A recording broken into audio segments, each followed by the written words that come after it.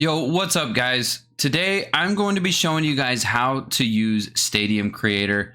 It's a new mode that was put into the game last year in MLB The Show 21. A couple things have changed for Stadium Creator, and the way you customize things are a little bit different. Kind of the same, but in a different spot, and they don't really have a very good tutorial out there to kind of show everybody how to use these tools. And if you go in there not really knowing what's going on, it's very confusing actually, but we'll get right into it. That's why I want to make this video, just to kind of show everybody how things work and know the basics of Stadium Creator. First things first, you can only use this mode in next gen consoles. So PS4 and the old Xbox, you cannot use Stadium Creator. If you do have next gen, to get to Stadium Creator, you will go to your top right hand corner here and go to Create and then click on Stadium Creator. After that, it'll bring you to this screen here.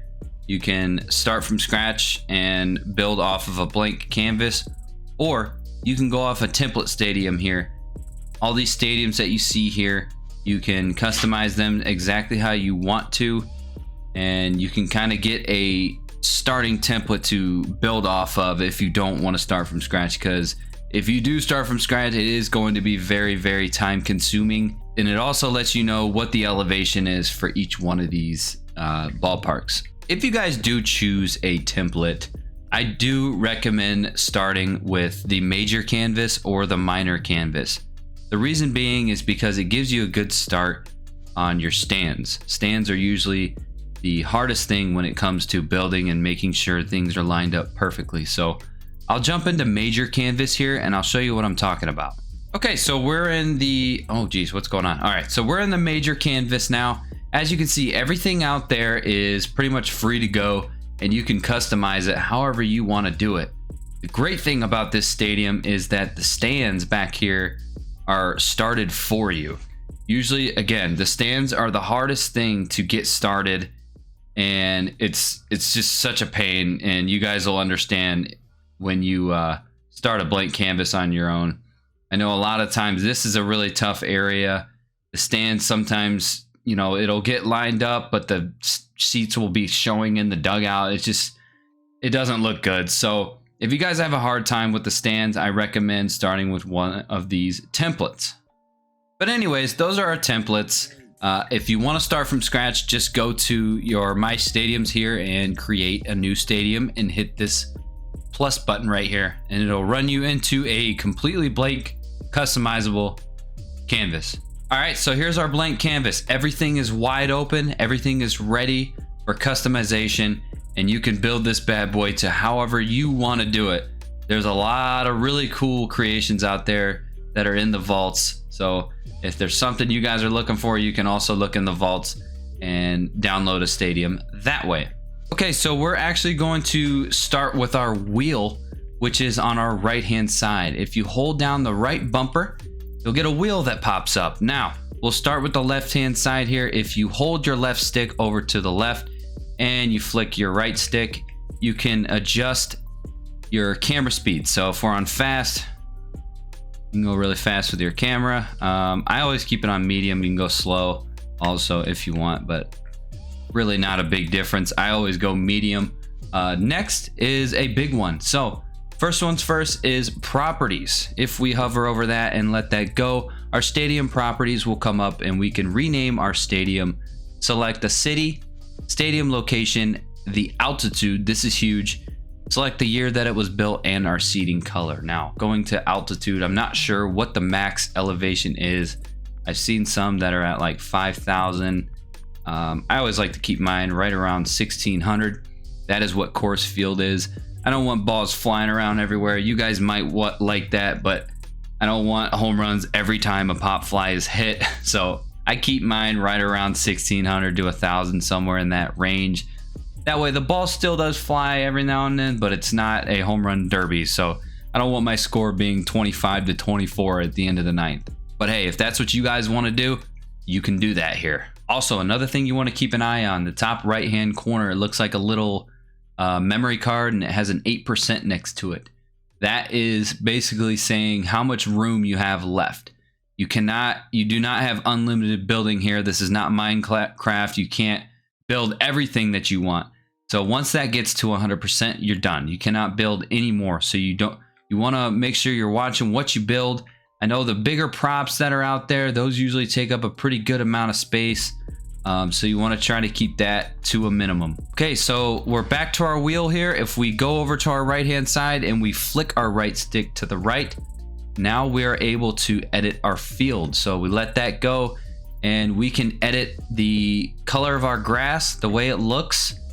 And the one underneath that is the grass pattern. So we can change how our grass is cut and how it looks. So you can get pretty neat with this one. And then underneath that is the infield dirt.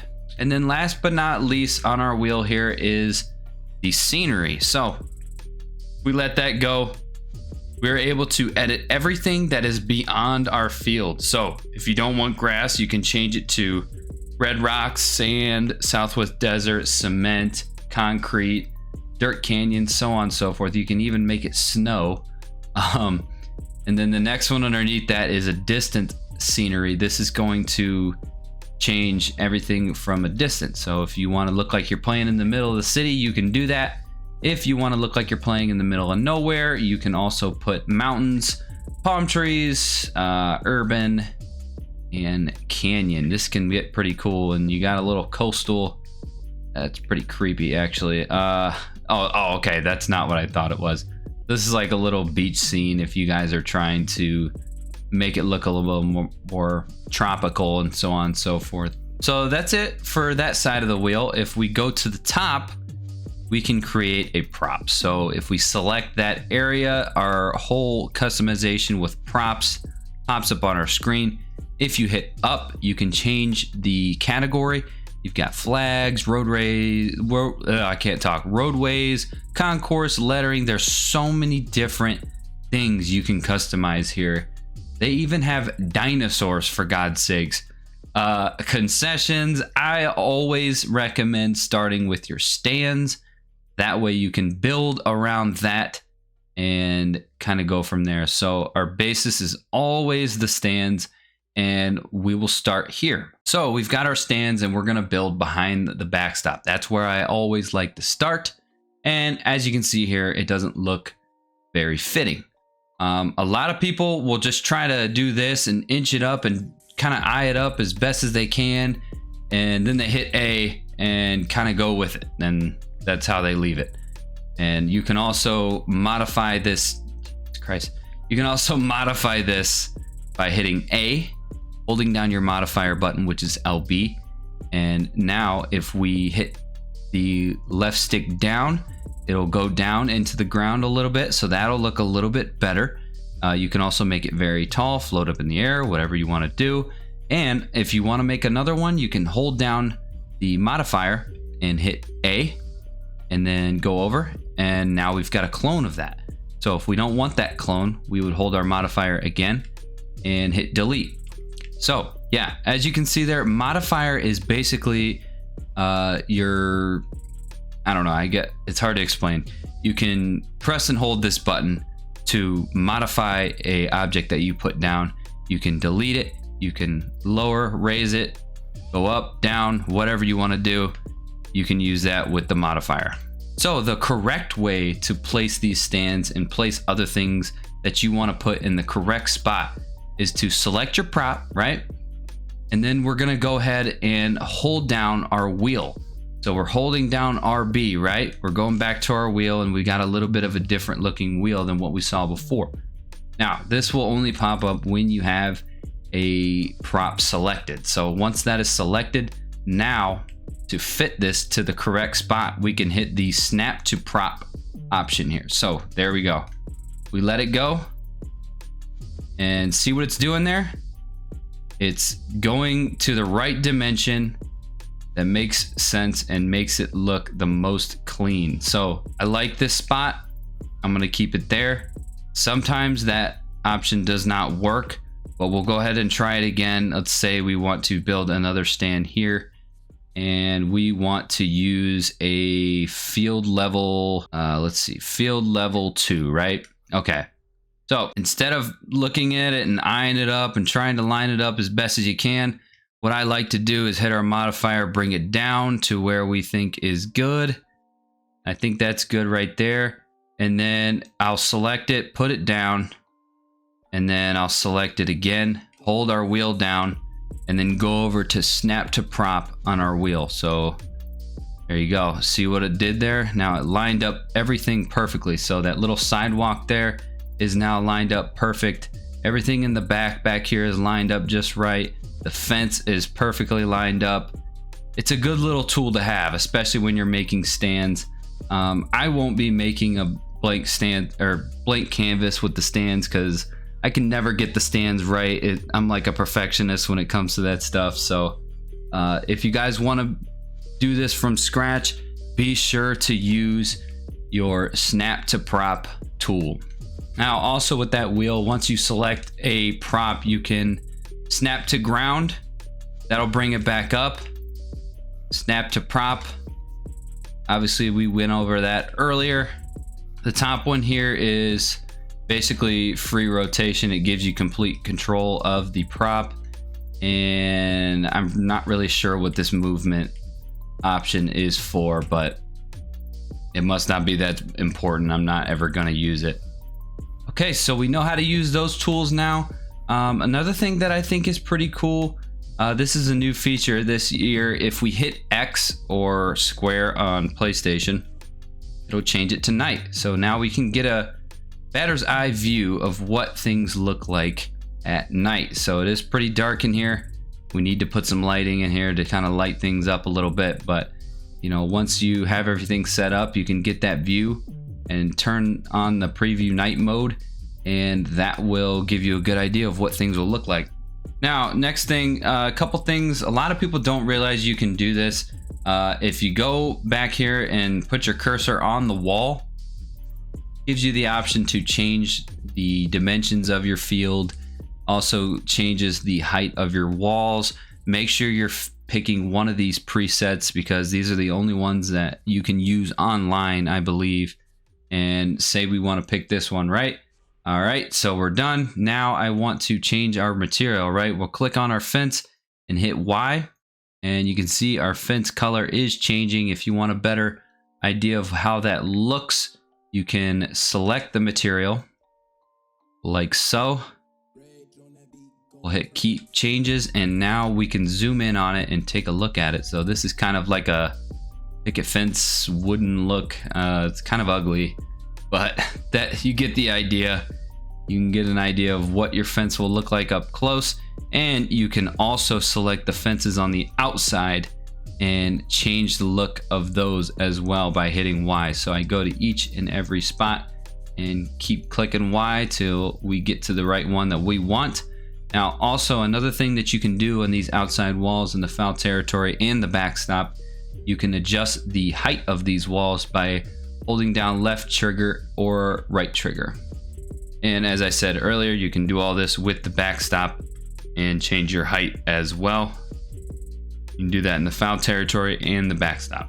Now if I highlight our wall here and we don't click A and we bring up our wheel, it'll give us some customization options here. So we can bring up some doors that we can put on the wall, maybe some ivy, whatever you want to do. If you want to make something similar to Wrigley Field and put a bunch of ivy in the back wall and the outfield, you can do that. Also in the outfield here, you can maybe put a door or two, you know, something from the bullpen, so on and so forth, whatever you want to do. Now, if you bring up the wheel on the outfield wall out here and we go to wall edit, as soon as you do this and you change the dimensions of your wall in the outfield, you cannot use this stadium online anymore. So keep that in mind. Next, we've got our batter's eye view. If we select that here, it immediately gives us every option for each batter's eye view that we can select out here. With batter's eye views, I always recommend something dark, something black. That'll give you the best view of the ball. And then from here, it's pretty much just a big free-for-all. Again, make sure you're keeping an eye on the right-hand corner. Make sure you're still good to use this stadium online. If it becomes unusable online, it will look like this. So I edited our wall in the outfield. As you can see, there is a baseball bat crossed off in the right-hand corner. Now that means I cannot use this online. So you want to make sure that's not there. and you're under 100% on your little memory card thing. And yeah, guys, that's it. You can pretty much do whatever you want here. Make it as crazy as you want. Make sure you're looking at all of your props here. There's so many different props that you can use, and there's so many different things that you can build off of. And you can even make an entire park back here if you want to. Has nothing to do with your baseball field. You can just make an entire theme park out here. It just gets absolutely insane. You can build an airport, put a bunch of dinosaurs out here, dead dinosaurs, everything. You can just, it's all out there. I know last year when this first started, I thought this was going to be very, very toxic. And it was. Don't get me wrong. It was definitely toxic, but it did not get out of hand. And nobody really took too much advantage of it, because nobody really wanted to play on those toxic ballparks. But yeah, guys, I hope this helped you guys with your stadium creation and makes things a little bit easier. I know the game doesn't really explain everything to the fullest. They kind of throw you to the wolves and make you figure everything out on your own. But I hope this kind of led you in the right direction and gave you a nice little idea of what the basics are and create a stadium.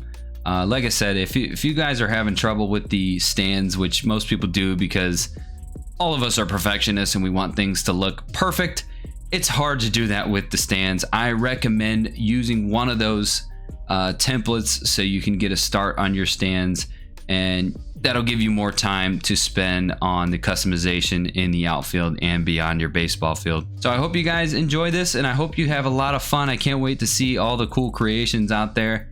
I know there's Sandlot, Hogwarts, there's airport, there's a Olympic stadium, there's all kinds of cool stuff out there. So be sure you guys are checking out the vaults. Leave a comment, guys, if you have any questions about anything. Be sure to sub to the channel if you're new around here, and leave a like on the video. I appreciate you guys. I'm out of here. Peace.